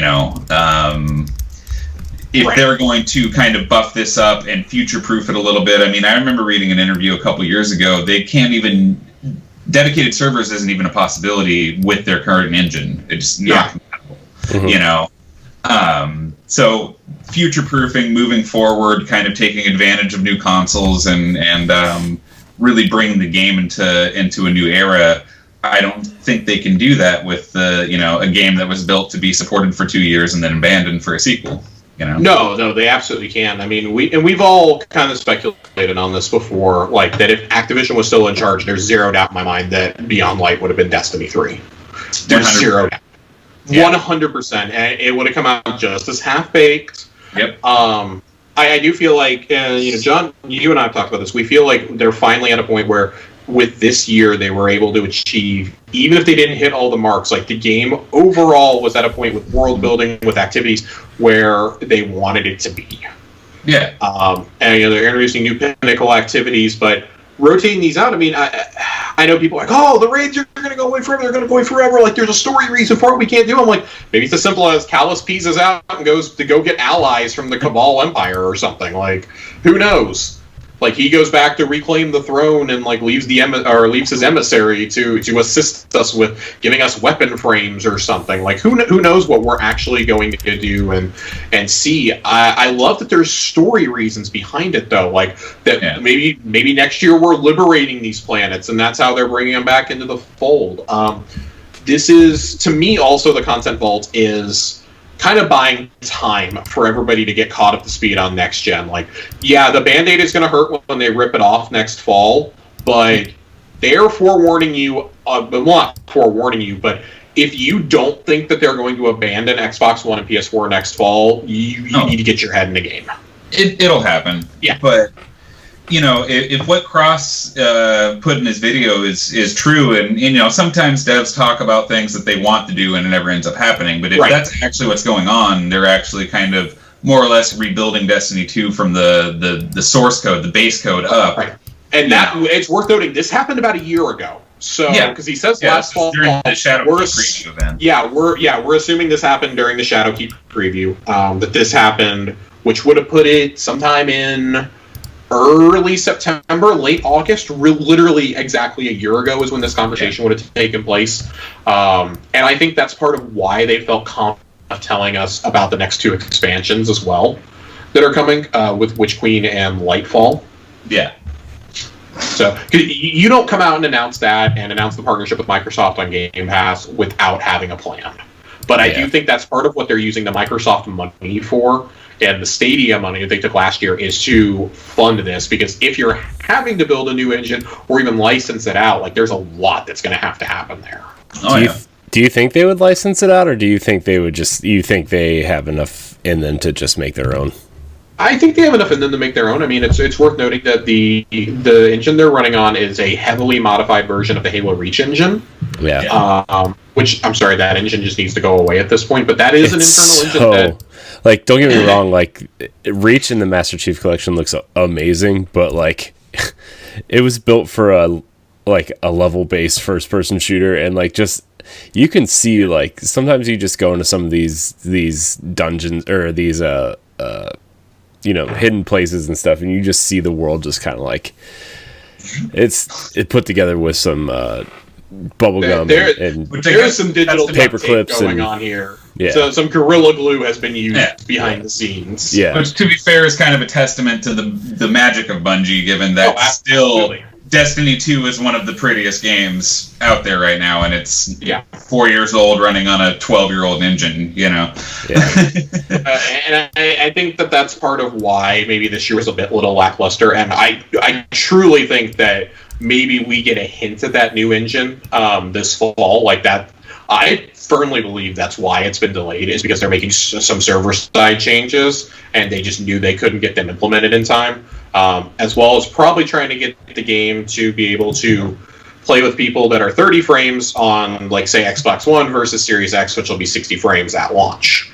Because I still can't believe we all play on Xbox. We've all seen how bad it can stutter, especially in things like the what do you call it? The Altars of Sorrow, especially. Dude, when it's dropping down to like 10 to 15 frames a second, it's pretty bad. It is darn near breaking my Xbox One S. I'm more than ready to abandon, like, quite frankly, even with the Halo delay, like, I'm still buying a Series X so that I can play Destiny at a decent resolution and frame rate. That's literally I think that's like the 99% of the reason why I'm getting a Series X at launch is to play Destiny at 60 frames a second and not hope it doesn't break when I've loaded into the tower. Right, like I'm tired of people getting bounced from the fire team whenever we enter an activity from the tower. I'm tired of my 1S boots me from the internet randomly in the middle of raids, and it infuriates me. Yeah. I get kicked out of parties randomly. Like, I am looking forward, and this is the only game it ever happens in. I am looking forward to Destiny finally running well on a console for the first time ever this fall. Yeah. Maybe I won't have enough time to make an entire sandwich and eat half of it before I load in from pressing A on the start screen. Dude, so just for reference, John, whenever we're loading into an activity or we've been playing for a while, he'll get up sometimes after he loads us as the fire team leader. He'll go have a smoke break, and he'll take his mic with him, and we've been talking, and we're just sitting there like having a great old conversation. He comes back and he's like, "Damn, we're still not loaded in yet." Like. Or Iron Banner or something like that, and it's bad. It's bad. I can't do it. But this with the promise of crossplay. Yeah, go ahead. Oh, I was about to say I had to buy an SSD to plug into my Xbox just because I couldn't deal with how long it takes just for your inventory screen to load when you press start. Oh my gosh, that's the worst. Activity is almost impossible. The fact that I can hit pause, look down, and check the messages on my phone and look back up, and I still haven't fully loaded is bad. Yeah, and the fact that like if you're in certain situations, like the other day I was Mitch and I were playing, and what were we doing? I think we were just doing the Nightfall, but I wanted to switch weapons out. I couldn't, like, it took me like 2 or 3 minutes just to get in and switch my weapons around and everything and get out because of the loading. Mm-hmm. Like, it's so bad, especially if there's other stuff going on in the area. It's unforgivably bad. And of course, I can't do it. Almost all content creators obviously are on PC, so like I remember when Trials was launching, just looking up some like Trials tips from like Cool Guy or True Vanguard, and they talked about swapping weapons right around round 3 or 4 to deal with supers because everyone's going to have their supers. Mm-hmm. And I was just sitting there thinking, like, imagine being able to load up your inventory screen in the time it takes to load into the 4th round or the 5th round. It's unforgivably bad. Yeah. There you have it. Aztecross may or may not have broken an NDA. It definitely sounds like he did. That was probably a privileged conversation he had with Luke Smith. So I'm gonna just say, to see how that affects preview events. I'm just gonna say we didn't sign the NDA, so we can talk about it. Yeah, no, exactly. I mean, and that's the thing about an NDA. Like, once somebody's broken that and it's out there, it's kind of fair game for everybody to talk about. But it seems like it's, even on the subreddit, like, it's almost a taboo thing to be talking about. I expected a lot more discussion to be going on, but really it was just kind of in the Twitter circles, around Paul Tassi's post and things like that. Cross posted that video last week and no one talked about it. I really think it was Paul's article, not to, like, throw him under the bus, but I think that's what drew so many people's attention to it. Yeah, he said he didn't even see it. He said he saw it pop up in his feed, and he just kind of ignored it because he thought, oh, well, it's the same stuff we've all talked about ad nauseum. And people were like telling him what was in it, and like, dude, you need to actually watch this and hear what he's saying. And I know, for instance, a couple of content creators that we all follow. Two of them in particular, not to throw anybody under the bus, but True Vanguard and Watts from DCP were talking about last on Twitter, and both understandably pretty irked at this. And Watts, Watts is obviously has some very close relationships at Bungie, but she said, like, her indication and things that she's basically heard or been told is that this goes beyond just breaking an NDA, which is slightly concerning. Because it's like, this definitely sounds like something that Luke and them were going to tell us eventually. We know they've been told about things far in advance that would come to the game at these community summits. And as some Bungie's like most studios, they're pretty closed off. They only allow journalists in. Like, leading up to Forsaken, I think they had a few content creators they allowed in, like Dotto and a few that live in the area. I know they've flown Bife out there a few times. But Game Informer was notably the person who got the scoop on it. They got to do like a 15-page spread on Forsaken. They got to reveal the Dreaming City and all that. Which is why it flew under so many people's radar, because who's reading a magazine these days? Excuse me, I still read Game Informer when I poop, okay? I read digital Game Informer sometimes. I read a lot of their online stuff. But that's beside the point. When you look at this and you look at how open that they've been with some of these community summits the last couple of years. I mean, they did one in year one, leading up to Forsaken, like when the game launched and it was so bad. They basically brought people in right before Curse of Osiris came out. They're like, all right, what do we need to do to fix this game? What do you guys want to see fixed? What's wrong? We know we screwed the pooch here. And they've been really open during Destiny 2, and I can't help but feel like this kind of hurts everyone. Like, we've all benefited from how open they've been.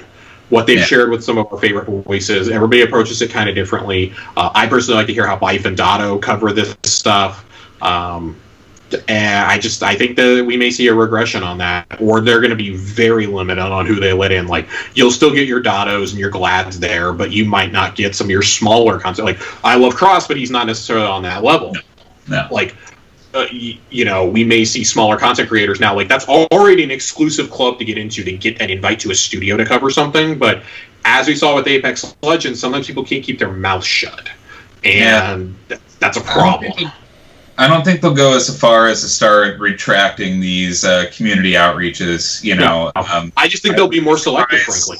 Yeah, I would be surprised if Cross gets invited to the Beyond Light preview this year. Assuming that. Well, I guess they won't be doing that with COVID. But I like I told you last night, I would pay to have seen Luke and Mark's reaction to this when they realized this was going around the internet, and for the not the email, the phone call that followed that. Oh yeah, for sure. The same call. Them, like, dude, what the hell, man? Like, you can't do this. There's two outcomes from this, unfortunately. Either this was a big talking point for some reveal event we're going to get in the next 2 months of, hey, look at how we're restructuring the Destiny 2 from the code to the screen. And, when you get these planets back, they're going to be completely revamped. We can do world bosses. We can do 16 people in a setting instead of 9. Either that was the case and they're robbed of that messaging, or this was something that they wanted to do a year ago and now are finding the realities they can't do, and now people are going to be disappointed if they don't have that revamped, new plus, both sides of that coin are not good for Bungie or for us, you know. No, it's not great at all, and that like we've said, breaking an NDA complicates it, not just for content creators, but for the community and the studio. I mean, nobody is a winner, even if they implement everything. Like, Bungie has been robbed of telling us that themselves. Something that surely would have earned them some goodwill with the community. Or at least properly set expectations. Yeah, and I mean, like, it's worth noting, we haven't gotten Luke's State of the Game yet this fall. That is usually comes out around Gamescom time, so I'm expecting that probably towards the end of September now with the delay. To set some expectations for the fall, Cosmo and Damage set today that they're ramping up, they're getting ready to start sharing topics. They really want the team to be able to grind out the last couple weeks of production before they start really talking to us about what is actually going to make the fall release. So I think the next few weeks are going to be pretty telling. We'll see if some of this starts coming out. I wondered if Bungie was going to address it today in the TWAB, and it was a very quiet TWAB. So I don't know, like, maybe they're internally trying to figure out how to handle this. They don't want to throw a guy under the bus. I don't see them publicly crucifying Cross about this. No. But, and I don't. That's not the Bungie way. Even people that they just kick out of their orbit completely, they don't publicly crucify unless something like, of course, like the Lano situation happens. Yeah. I was going to bring that up. Even when it's as bad as that, they don't single out people. They just say generally, "Hey, we don't tolerate this behavior." Right. That one in particular, they did because hey, enough people came forward, and that's a completely different situation, obviously. Yeah. It's not somebody breaking an not even apples and oranges. They're right. Apples and firefighters, Yeah. So just a little curious to see how that handles. So yeah, Corey, you got any other thoughts on any of this? I mean, nothing that you guys didn't already say. I think, I really don't have anything else to say than what you guys have already said, to be perfectly honest. All right. Well, Corey, is it that time of the week? It is. It is time for Lore Corner with Josh Finney. Thank you. All right. I've been listening to a lot of Hotspot on Giant Bomb, and like the way that Jeff Gerstmann intros the show is just kind of like, it's funny. I was trying to do that, but I failed miserably. So continue. No, so last week, we covered the Osnium Court last week. Talked about sword logic, talked about the origins of the court, and how Oryx, Savathun, and Xivu Arath came to be. We ended with Oryx declaring himself Oryx, obviously, with Oryx taking the name Oryx and becoming a Taken King. This week, we're going to talk about. We're going to go into some detail. We actually don't know. She is one of the big bads of the entire franchise. Honestly, a little bit scarier at this point than Oryx ever was, because Oryx was name-dropped and defeated within, 9 months. That dude was here and gone. Savathun, on the other hand, we've been hearing about since, or Sathona, as we knew her when she was first introduced. We've known about her since the events of the Taken King, since the Books of Sorrow. And they've kind of slowly built her story up, and it's really hit a crescendo in the last year and a half or so, really since the Curse of the Dreaming City started. So most of what we know about Savathun right now is actually in-game. It's recent events. We know that she had a plan to get rid of the tribute system that her and her siblings had installed. She basically wanted to seize the power for herself. Instead of paying tribute to a worm god, she wanted to find a way to create infinite power for herself, in a violation, in a way, of the sword logic. She wanted to bypass that and just take all the power for herself, not have it go to subordinates or anything. She wanted it all for herself. Savathun desires to be the most powerful being in the universe, essentially. She hates the Traveler. She hates the light. The reason why she's popping up this season is chasing the pyramids is she wants to prove that she is worthy of wielding the darkness, that it should not go to the Guardians who already have the light. Why should they get to wield the light and the dark? We should be the chosen. Very much the same arrogance that Aramis has, but Savathun is very cunning. Eris makes note of this in one of the new strikes on Io, where she says Savathun is gathering all of her strength. She will not be as foolish as Oryx was. She cautions Zavala against this, and Zavala still doesn't quite get it. Zavala doesn't understand. Even when Eris explains it to him in one of the cutscenes at the beginning of the season, he doesn't understand the danger and the threat of Savathun. Really, only Eris and the Drifter seem to grasp this. What was the line that Eris dropped about it? That we'll know what her plan is when she starts it. You know, yeah. Basically, like nobody can predict her moves. She is basically she's the Witch Queen. Like she is a goddess of trickery. Essentially, if Oryx was a god of war, she is a god of trickery. And her cunning, her deceit, those were the traits that were amplified when she took on the form Savathun from Sathona. As her and her siblings began to commit war, began to kill each other, her and Xivu Arath concocted this plan to try and kill Oryx and take his tablets from him, the power that gives him the ability to take. They concocted a plan to take those and take the Taken for themselves, to rule the Hive and the Taken both. So they tricked Crota into allowing Quiria, the Vex Mind, into Oryx's throne world, into the Ascendant Realm, and Oryx managed to take Quiria, and it's the first time that a Vex had ever been taken. And then he, in turn, tried to send Quiria into Savathun's throne world to kill her.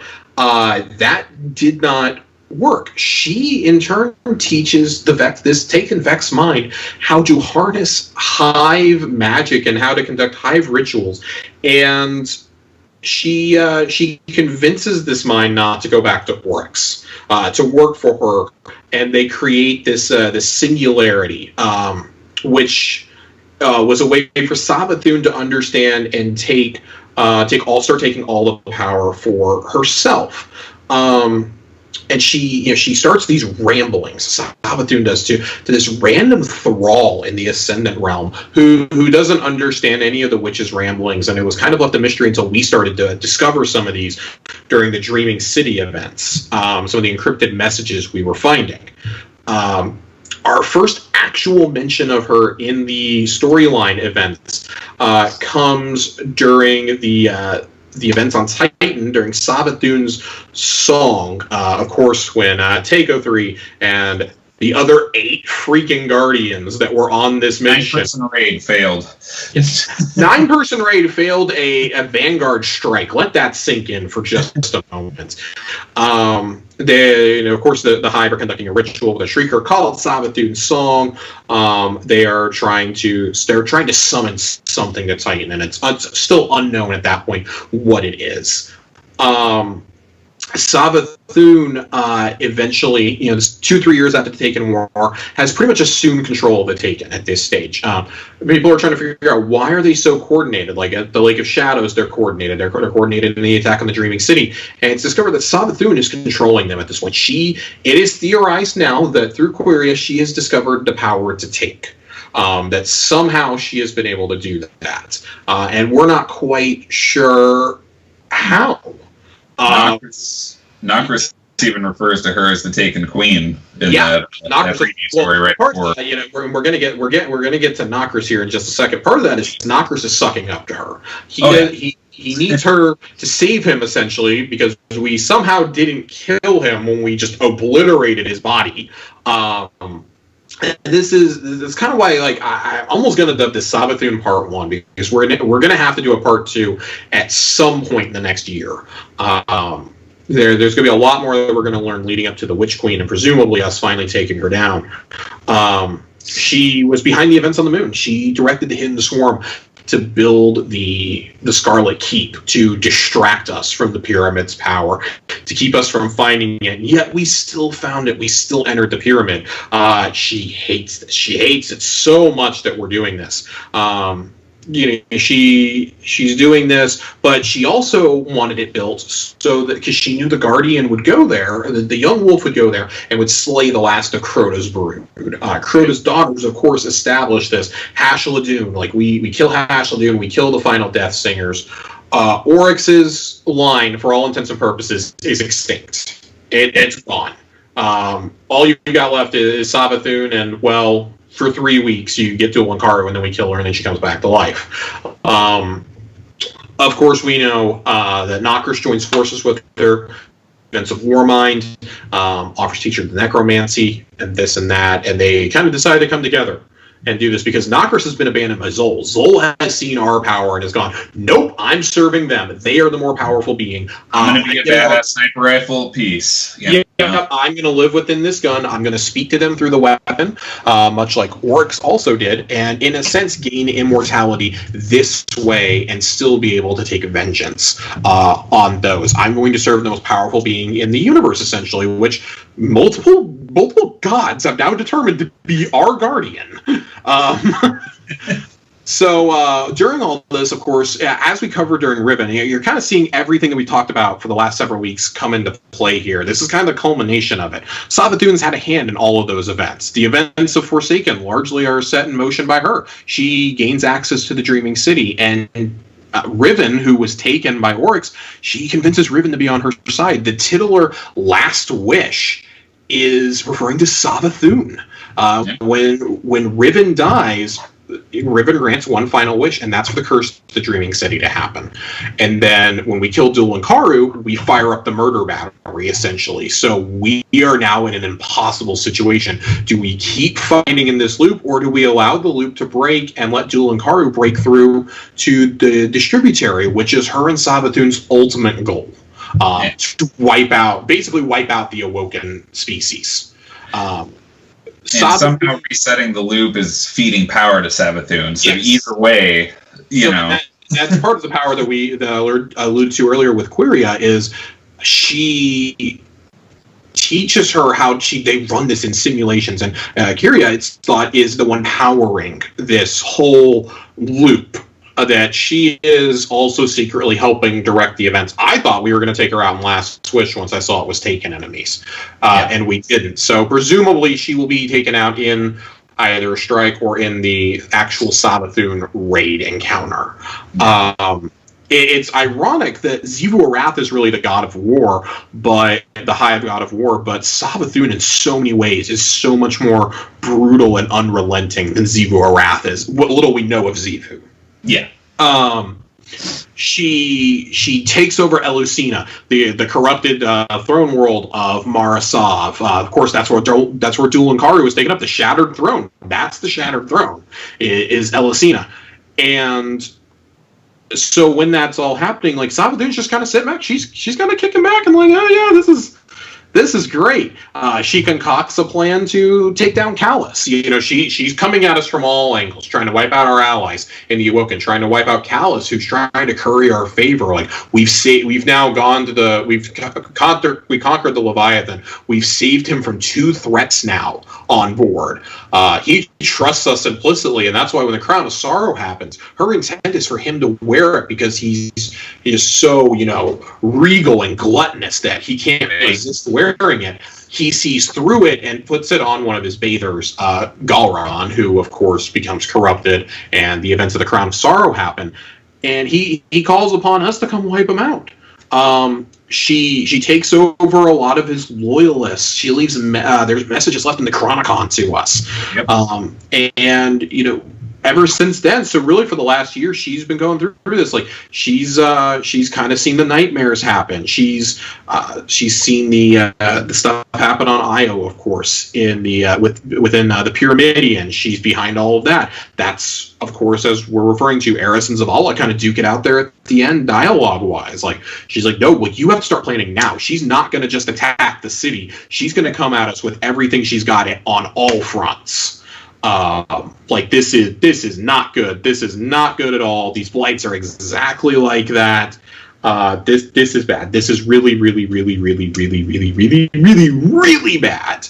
And how bad is it? It's really bad. It's really bad, Corey.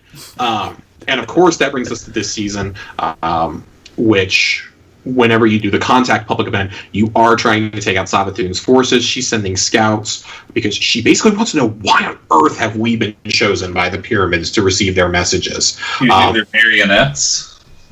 Yeah, her marionettes are running around, her little puppets. She's very upset that we are, and we know that Nokris is leading the Taken on Io right now. For all intents and purposes, he's the one leading them on the Cradle. You can hear him speaking in when you enter the Ascendant realm to take down the Shrieker each week. She is trying to go ahead. I was about to say, just we're going to Savathun's throne world every week, which is just lore-wise so cool to me, even if it gets repetitive after the third or fourth time you go there. It's absolutely repetitive, don't get me wrong. What is it with the hive and swinging chandeliers in Throne Worlds? That's what I want to know. Chandeliers that I have to jump across too. I'm just kind of over it. Why are they so big? Man, there's just... Do they live in there? Weird. Like, she... Is that why they store all the exploding Thorol so they can light their hives until, like, you know, they're ready to come blow up in your face? So they can make me do the same jumping area like 3 different times because they keep blowing up on me? Yes. Yeah. I think before we move on from Nokris, I just wanted to touch on one little thing, if I may. Yeah. I think it's fascinating to me, out of all of this that we've learned this season, that Savathun is more or less abandoning the sword logic. Was my read on it. You know, her and Nokris talked about the God, I wish I had it pulled up in front of me so I could quote it directly, but she kind of refers to Oryx being short-sighted for following the sword logic so closely, you know. So I have one of the quotes pulled up here in front of me. And it's Nokris bargaining with Savathun. The queen is clever. You did not share my father's single-minded ambition, nor my brother's taste for glory. Savathun goes, you wish to serve me. And Nokris says, yes. My life is spent. Servitude to those who cast me away. Our blood is all that remains of the old pact. And then Savathun makes the bargain. Then let us make use of each other. She plans to use his necromancy in combination with the murder battery, because I have no better terminology here, to power herself instead of the sword logic, instead of conquest through just defeating the cast in front of you. Every time that something is defeated, she is fed. Yeah. That is ultimately her goal. She seeks to become more powerful than Oryx, and I would say at this point probably has surpassed Oryx's powers. She has watched us with curiosity for years now, and she is now she's scared enough of us if we get the powers of the darkness that she is directly telling Nokris to stop and interfere with our communication, hence the interference missions. This particular week, we're going to cover all of these once they've all technically been unlocked. I know they're all in Ishtar Collective, but I don't like to cover things before they're actually in the game. Yeah. When Eris gives us the lore piece, I haven't actually read the lore from last week yet. She says, curious, this message is not intended for us. It is a rebuke. And it's inferred that the rebuke is directed at Savathun because she's trying to spy on us. She's trying to prevent us from communicating with the darkness. And the darkness is basically giving her the finger right now. Like, we don't want you. We want the Guardian. We want him. We want these guys. We want to prove that, that this is the ultimate power in the universe. Not the light, but, hey, man, come to a space Dorito and get lit up. We don't really, to kind of conclude this Lore Corner, we don't really know what her end goal is. We assume this is all we're really going to get of her this season. It's just the contact events, the interference missions. I do think something cool will probably happen on week 15. So in 2 weeks, when we do the final interference mission, that is the first time you can actually get the 15th lure piece. I think there's something cool that's going to happen. The tree has gradually been changing. Yeah, I think it'll be part of the evacuation quest, personally. I think that's what will finally trigger maybe some of those planets going away or something new happening on the planets. And we've all suspected Traveler's Judgment, Traveler's Chosen is tied to the second part of the Exodus quest line. I expect Savathun to probably take a back seat in the initial fall expansion. Maybe she'll be front and center or one of her cronies will be front and center for the dungeon that will inevitably come this year. I would suspect it, since 2 of the 3 dungeons are Taken themed. I would definitely expect it. I don't know, because there's so many different routes you can go with this, and obviously Bungie wants to keep that mystery. I do think it's going to be the core focus of our seasonal storyline going forward. Like this year, we had a storyline that all tied together, starting with the Vex Offensive, starting with the first completion of the Garden of Salvation kicked in motion the entire storyline we've been on this year. It led to us contact when we killed the Undying Mind. We meet with Osiris for the first time, really the first time in the flesh. We changed the Infinite Forest with that act. Yes. We changed it, and suddenly he couldn't see like that. The Vex couldn't comprehend a future where that happened. So he had never seen this future. This is the new future. Introduces us to the Sundial. We're able to save Saint 14. We walk the corridors. We see our future grave. We come out of that, and it's Osiris confronting Rasputin. We have to align with Rasputin to save the city ultimately, to gain the trust and get him and Zavala to get along. Anna comes back into the fold. Osiris and Anna see something horrifying in deep space that just scars both of them. We still don't know where Osiris quite is right now. We know his encounter with the darkness was far worse than Anna's. Yeah. And of course that leads into the season of arrivals. Canonically, we blow up the Almighty, and a couple days later, Anna has saved one of those bursts that we had built for Rasputin, one of those groups of satellites, and goes to fire it at the pyramid ship over Iho, and Rasputin is shut down. Rasputin's basically knocked out of commission by the pyramids. So we don't really know what role Savathun has in all of this. And I'm very curious to see. Yeah. Not to interrupt, but not for nothing, we have found out that she's spying on / possibly interfering with Zavala right there on the tower. Yeah, and we're going to get to... I was kind of saving that one. We're going to do a Zavala-centric lore corner here in a few weeks. Okay. Once we get Travelers Chosen, we're going to start addressing Zavala a little bit. Yeah. There's been enough development with him since Forsaken that I think it warrants us discussing him, particularly the lore and the actions we've seen him take in both Season of the Worthy and Season of Arrivals now. He's a different character than he was during Forsaken, or even during the Red War. This is a guy who he saw the city nearly get wiped out. We all nearly died because we lost our powers. One of his best friends murdered, and we directly disobeyed him with Ikora's help to go and avenge his death. Which Zavala was shocked. Like he's like, I don't know what ramifications we'll face, and I'm sure there is still a reckoning coming for us doing that. Yeah. At some point, something is going to happen. Bungie doesn't like to leave threads like that just hanging out when a prominent character gives dialogue like that. But the Ahamkara skull that is above Shax's head, it is referenced. Eris basically says Savathun is awakening relics of the dark. Ancient relics and things that have not had life in them are suddenly stirring back to life. And she basically tells the Drifter, in dialogue, tells the Drifter, you tell that fool to get rid of that skull immediately. Like, that needs to be out of the tower. It needs to be gone. And he says, well, what do you think I've been doing? I've tried. He doesn't listen to me. They seem to forget that all three classes have an exotic armor made out of Ahamkara bone. So that might also be troubling. Yeah, I think there's a lot. I think there's at its core, I think there's a lot of things you can do, and they're setting up little nuggets. And Bungie likes to do this. They like to set up little nuggets of things and come back to them years down the line. Like I said, this is a storyline. Like, even if we take out Savathun, we very well may still have Xivu Arath. I really hope we don't. I hope we take them both out at the same time, because I'm getting tired of Hive and Taken being the end game. But they are the races that are closest to the actual embodiment of the darkness. As we went over last week, when they dive into Fundament's core and the Leviathan warns them to turn back. The Leviathan being a being of light at that point, a being of the Traveler, warns them, go back.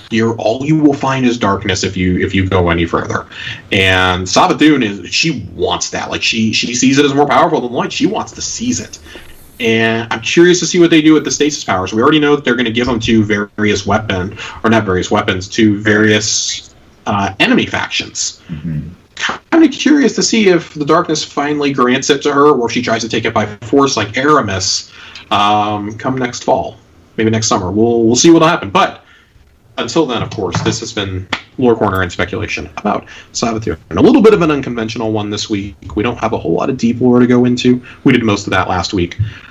For next week, though, if you're listening to this, if you have any questions about the Osnium Cohorts, about Savathun, about Oryx, Xivu Arath, Nokris, Zol, all those fun guys that we've talked about, get those questions in. We kind of want to do a little bit of a Q&A, a little bit of a wrap-up on all these guys, any little tidbits we've missed before we dive into our denizens of the tower over the next couple of weeks. Yes. Bada bing, bada boom. You can email us or tweet us, Tower Casuals, at Tower Casuals, at towercasuals@gmail.com, all those places. That's right. Do it. I completely probably a MySpace page, just Tower Casuals at MySpace. Yeah. Visit our... I mean, we're gonna open up the Zanga next week. Use your AOL keywords. Get those discs ready. Man, Tower Casuals Live Journal coming at you hot. You gotta beat the timer on that 48-hour trial. Don't waste those minutes. 48-hour trial. America Online.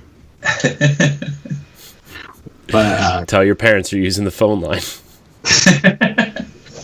Mom, it's my turn to use the internet. Oh man, what a great episode. But where'd everybody go? Oh no. Oh? Oh no. Oh no, what? Oh, there we go. Nothing. I was moving some windows around so I could like wrap up the show, and Skype went away and you guys disappeared for a minute. It's okay. We're good to go. Sabathun! I know. Just playing tricks on my monitors, you know. The Witch Queen has infiltrated the monitor. Oh, what's this weird skull hanging above my lamp? It's all right. Anyways, thank you guys so much for watching Tower Casuals. We're going to wrap it up. You can catch the show every Thursday live on twitch.tv/BossRushGames live, or you can catch it on YouTube and podcast services on Fridays. I'm really glad we made the switch to Thursdays. It's kind of... Me too. We can actually talk about things as they happen. I know. And in the instance of like last week, it requires us throwing out the entire show plan to talk about the TWAB instead. Yeah. Yeah. So definitely a good choice there. Just a little bit to catch up on. We launched our PlayStation podcast this week. Hopefully you guys go check it out. If you are an Xbox guy, you can check out Arsenal X. Everything has been changing. So that this website thing though, it's killing me here. It's just killing me. So it's all right. Anyways, play Destiny, have fun. John, thank you for joining us. Absolutely. Remind everybody where they can find you if you want them to. I guess you could find me at A1Johnny with 3 N's on Twitter if for whatever reason you wanted to watch me rant about Destiny full time. But other than that, I don't make content or anything. I'm just a Destiny player and a friend of Josh, and I appreciate you guys inviting me on here. Absolutely. Thank you for joining us, man. Anytime. We wanted to do this for a while, so yeah. Whenever you need someone to come on, I'm around and have plenty of things to say about this game we're all involved in. So, John is the build man. He's Bob the Builder, you could say. Bob. Wow. Okay. Yeah, that's right. I went there. You're a dad. You should understand. I understand completely, but I don't think that show's been on for a while. Well, I think it's handy. Just ask your parents what Bob the Builder was. nothing but net. Nothing but net over here. Yeah, big whiff. Josh, where can people find you? You can find me on Twitter as always at Josh_Finn. That's Finn with 2 N's. Come follow me for my Destiny rantings, my constant agonizing over when I will get to pre-order my next-gen consoles, and my Hero Academia. Can we just get those console prices already? Dude, okay, listen. This is not Destiny related. It's happening in a couple weeks. Microsoft is going to cave first, okay? They have to. For the sake of Xboxing Day, they have to, okay? If they don't reveal it by the end of September, then I'm convinced I'm just going to pick up the console and a debt collector is going to show up on my front door a couple days later. Like, it's going to happen. But given, did anybody else see that you have to register for the chance to buy a PS5? Yeah. Yep. You have to submit your PSN username. That's like theater of the absurd to me. But the more I thought about it, I was like, you know what? In this year, with COVID-19 going around, that might actually be the safest way for them to sell these consoles and make all their money that they want. They don't have to share the profits with GameStop or Best Buy. And I saw Jeff Grubb speculating about this on Twitter, saying that he wouldn't be shocked to see a retail partner, like, for example, Sony and Microsoft partner with Best Buy, since they're actually semi-reliable on pre-orders and stuff. Like, to be like, all right, you've got, like, 1.5 million consoles, divide them up between your online and your stores or whatever, but we prefer for you not to do in-person pickups. Like, we're going to keep everyone safe, and we're all going to make a whole lot of moolah this year because these consoles are not coming in at under $500. No. Do you see the ridiculous rumor that said that Xbox Series X was going to be $400, was going to be $399, and then the Lockhart was going to be $249? Reading the specs until I started reading into the specs and like pricing out some of the components, I quite frankly thought that it was possible, and then I just started reading and I'm like, oh yeah, that ain't happening. This sucker's going to be, and them taking a loss is going to be $500. There's no, I can see 400. If it's less than 400, they really don't care about profit margins. Yeah. Maybe for the diskless, internet-only S. Honestly, at this point, because the X is going to be underpowered to an extent compared to the X, I expect the X to be 500 and the S to be 300 to 350. Yeah. I think that's because they've said with that console they want to be flexible and have it be a cheap entry point. And I mean, any Android phone is now an entry point because Apple hates us all. I know. So there you go. That has been Next Gen Watch with the Tower Casuals. The new sandwich casuals. Oh, man. What kind of sandwich do you think that Phil Spencer would eat at Earl's Sandwich? Oh, God, here we go. I'm just kidding. We'll talk about that. Phil Spencer seems like a meatball sub kind of guy. Yeah. He wants to get his hands dirty, but he wants a ton of meat in there. He wants a lot of sauce. Like, he doesn't care how it looks as long as the job gets done, man. That's fair. It's fair. You can find me at IamCoreyHC on Twitter and Instagram. You can find me on a lot of other things going on here at Boss Rush Games. Thank you, John. Thank you, Josh. Thank you guys for watching and or listening. And until next week, we love you. Goodbye.